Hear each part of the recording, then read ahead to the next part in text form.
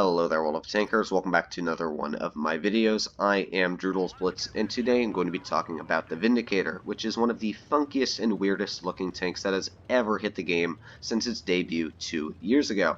Now, as always, in this video, I'm going to talk about how to run the tank, where to run it, the armor profile a little bit, and my overall opinion and whether or not it is worth the $20 price tag. Now, right off the bat, I'm going to say the Vindicator is, as I said, one of the funkiest tanks really in the game. It's just this box with a 640 damage gun mounted to it, and that's pretty much it. It's literally just a box with a gun mounted to it, because the gun only has 2 degrees of gun depression. It is literally just a stationary gun.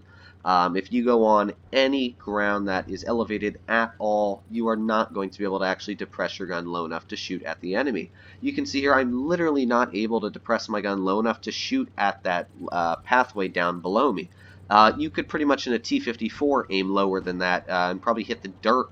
It's just so bad gun depression in this vehicle, it's quite sad some games you do get stuck into. However, you can see in this battle, I pre-planned where I was going to go. I went onto perfectly level terrain, therefore I'm able to easily use my gun to my advantage against these enemy tier 6s, and 2 shells later, we've already killed 2 enemy tanks, one-shotting both of them. And now we've got this LTTB who thinks he's going to out-reload us on this second shell. I've already got my high explosive loaded. We're going to slam an HE into him for 860, and just with that, 3 shells, 2,225 damage. And that's because the Vindicator actually has a very, very nice damage per minute of 2,700. And it's sitting at around 3,000 when you do put gun rammer on. However, I do run calibrated, and I would highly suggest you do as well if you pick it up. Just because, as I've said, any tanks that usually run heat, you always want to run calibrated. And you can see that gun depression really is awful, judging that I actually had to drive forwards a little bit to actually angle my gun low enough to be able to shoot that T-29. But yet, we're still making it work. 3,000 damage now. There's still that Lupus up on that hill, and hopefully we're going to be able to shoot him as well. Now, 2 out of the 3 shells I've fired this game have been high explosive. Actually, 3 of them, I take that back. And let's make the 4th high explosive as well out of the 5th. And you can see 3,670 damage. We did quite well this game, judging for a tank that meets votes as probably one of the worst tanks in the game.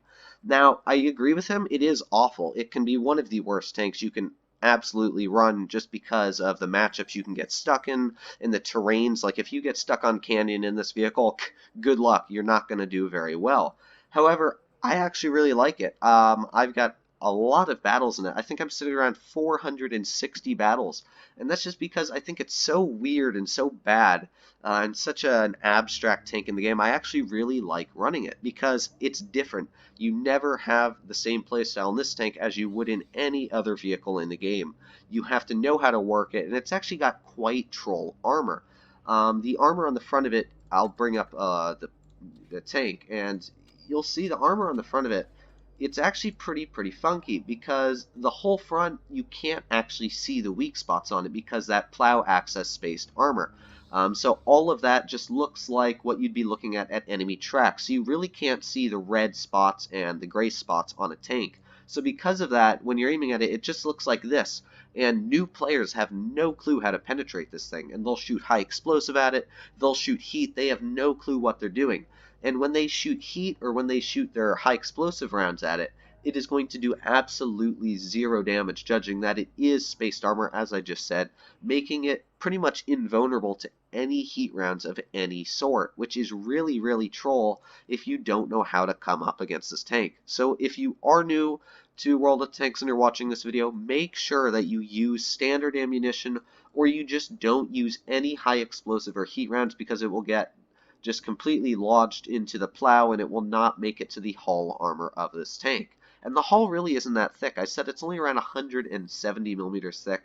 If you hit it right at the part where the tracks are, you can see in between the plow there, right below the gun, it's only about 140 thick.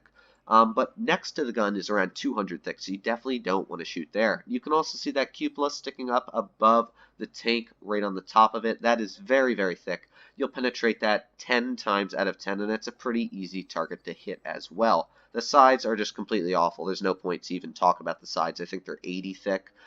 Anything with high explosive, with like 150 millimeter, shoot HE at the sides, you'll take this thing out easy as 1, 2, 3, and the same as the rear. But let's get stuck into the second replay on the tank.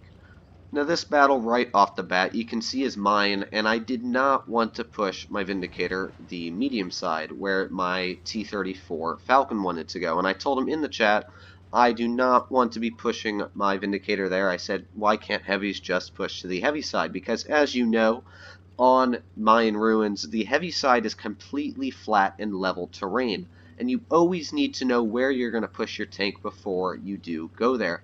And even if I was going to be the only person pushing heavy side in the Vindicator, I knew that this was the only side I could push and actually be somewhat effective in my tank, because if I pushed the other way, I would have just been completely obliterated immediately.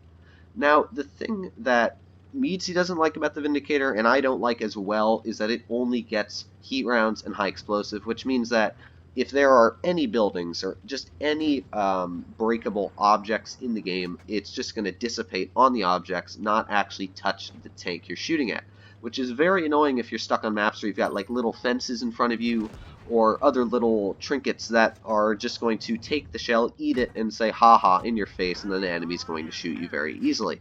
And a lot of maps do have little fences like that. For example, I think Naval Frontier is a good map to talk about that, where you can push right out to the front and you'll be next to that building and there's the fences right on it. That's one example. It's just really not a spectacular tank for trying to shoot through any objects, and that is one of the big downfalls on it. You can see the gun depression is really bad, but as long as you know where to push the tank, it's really not that big of an issue. Because, again, this is a tank destroyer, and I actually run it like a heavy. And that is one thing that a lot of people don't actually do about the tank, is they run it like a tank destroyer. They camp with it. And the Vindicator is actually quite accurate compared to most of the other 640 damage guns. However, I still wouldn't want to be camping with a tank that only shoots heat shells, because as you guys know, heat shells absorb in tracks and spaced armor very, very quickly, and they have a very, very low chance of penetrating spaced armor. Hence why the plow is so good against heat and high explosive. But that works against this tank in the same way, because when you're trying to camp at the back of the map and run it like an actual tank destroyer, you're not going to do well at all, because half your shells are going to miss, and the other half are just going to miss and dissipate into the tank's spaced armor. However, if you run this tank like a heavy, it actually does pretty well. You can see here we've already picked up 3,800 damage, we've blocked 2,275, and this T-49 is going to be one of the last tanks we do shoot at. He actually runs right into our shell, 4,000 damage, and this was a very, very quick battle. I actually really like this tank, and for some reason I just do really well in it. Now, again, I'm not disagreeing with Meadsy in any way. I completely agree with his opinion on it. It is a completely awful tank if you don't know how to run it, and even if you do know how to run it, I had quite a few games where I did not do spectacular in it, sitting at around like 1,000 average damage some of the games. But the other games, you get really good battles, and it's quite fun some of the games, because people just don't know how to penetrate it, and you can bounce 50-60% of the shots if you just wiggle it back and forth, because that gun manlet is huge, and it's got just that troll armor. And because of that, I actually enjoy the tank. However, the big question you guys probably are all waiting for, and you're just saying get to it, is the tank worth it?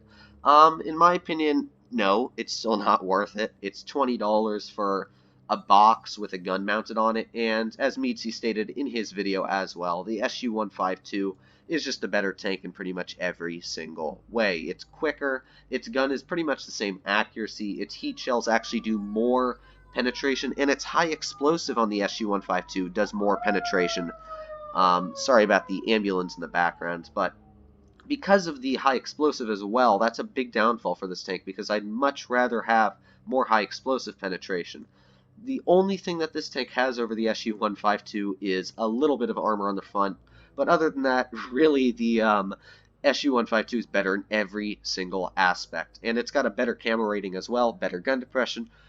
Pretty much just don't buy this tank. I just wanted to make a fun little video on this tank, and if you do like to just troll around and have a little fun in the game, I actually might say go pick it up, just because it's not super expensive, and hey, you might enjoy it along the ride. But other than that, guys, I hope you did enjoy this video. As always, make sure to smash that like button if you did. If you didn't, hit me with a downvote. Let me know why you didn't like it. And other than that, guys, I'll see you in the next one. Have a good one.